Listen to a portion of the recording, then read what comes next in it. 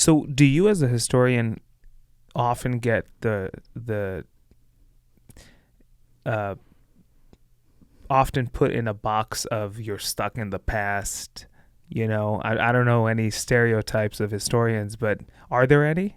There's some, it kind of depends. Like, I think there's like kind of like I've heard like the stereotypes like, oh, historians, like, they don't know technology. Like I've had professors kind of joke like, I'm a historian, I don't know technology.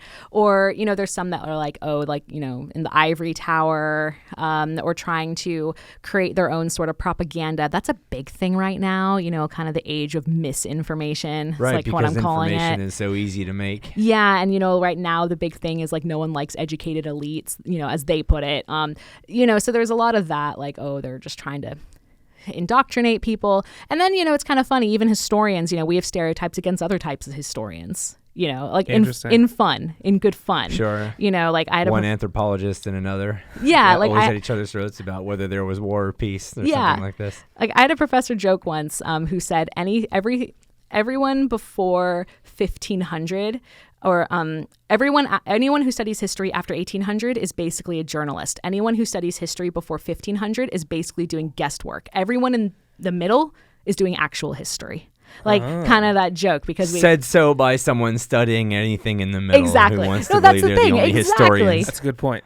Exactly. So, we have like, historians kind of have stereotypes amongst other different types of historians, as we're always kind of making fun of each other in some way. But, for me, coming from my end, it's all good natured, So as a historian, do you find yourself or have found yourself in life, not blaming, but sort of finding yourself interacting with people and thinking to yourself, God, I wish they would look more to the past than they are? Do you think there's a need for that? All the time.